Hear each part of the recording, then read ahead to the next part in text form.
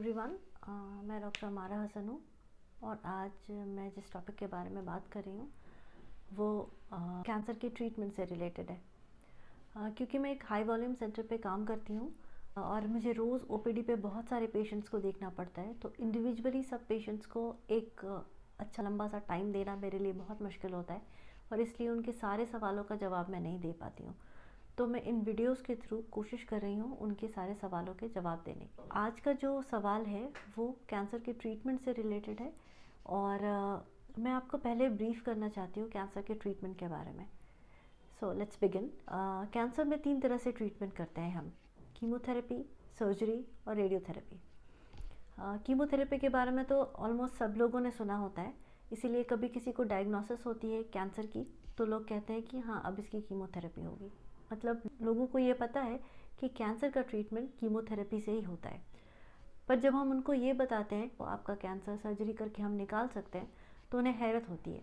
बहुत सारे लोगों ने ऐसा नहीं सुना होता है कि कैंसर में हम सर्जरी भी करते हैं। तो yes, cancer surgery is a very good modality of treatment.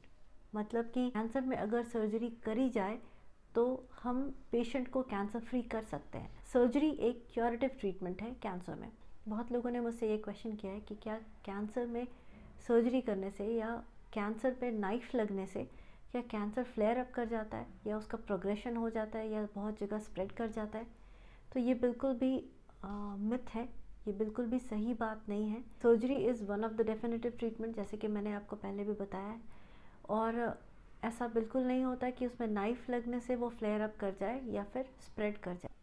In fact अगर किसी पेशेंट को हम ये बताएं कि आपका कैंसर जो है वो सर्जिकली ट्रीटेबल है, मतलब ऐसे स्टेज में है कि उसकी सर्जरी करी जा सके, तो उस पेशेंट को एक गुड न्यूज़ की तरह लेना चाहिए ये, क्योंकि सर्जरी के बाद वो बिल्कुल कैंसर फ्री होने के चांसेस बहुत ज़्यादा हैं। थर्ड क्वेश्चन ये होता है, कोई भी सर्जन कैंसर का ट्रीटमेंट कर सकता है? नहीं, ऐसा बिल्कुल नहीं है।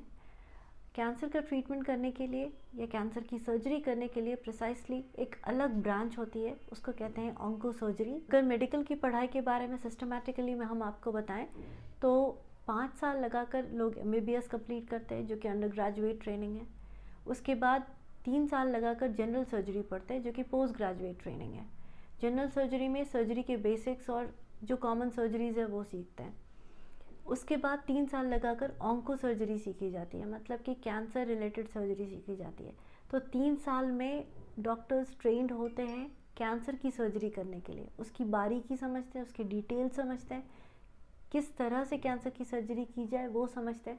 क्योंकि कैंसर आम बीमारियों की तरह नहीं, ये बिल्कुल डिफरेंट बीमारी है, डिफरेंट तरह से बिहेव करती है।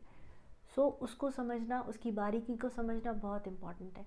तो कोई भी आम सर्जन, जनरल सर्जन या कोई और ब्रांच का सर्जन कैंसर की सर्जरी नहीं कर सकता, उसके लिए क्वालिफाइड इनफ नहीं है। तो हमें ऐसा ध्यान रखना चाहिए कि अगर कैंसर की डायग्नोसिस आई हो तो हमें कैंसर के सर्जन के पास ही जाकर कैंसर की सर्जरी करानी चाहिए। एक और क्वेश्चन है कि क्या किसी भी हॉस्पिटल पे कैंसर की सर्जरी कराई जा सकती है? मैं ऐसा कहूँगी कि प्रेफरेबल है उस सेंटर पे कराया जाए जो प्रिसाइसली कैंसर का सेंटर ही हो।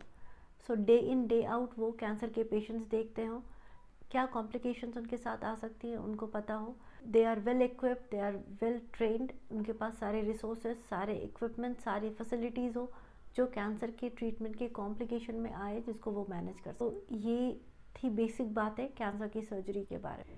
तो ये अगर आपके डॉक्टर ने आपको सजेस्ट किया है कि आपको सर्जरी करानी चाहिए और सर्जरी कराने के बाद आप कैंसर फ्री हो जाएंगे, तो आपको डेफिनेटली अपने डॉक्टर के ऊपर भरोसा रखना चाहिए और जाकर सर्जरी कंप्लीट करनी चाहिए।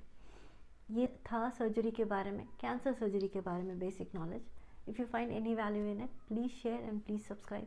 Thank you.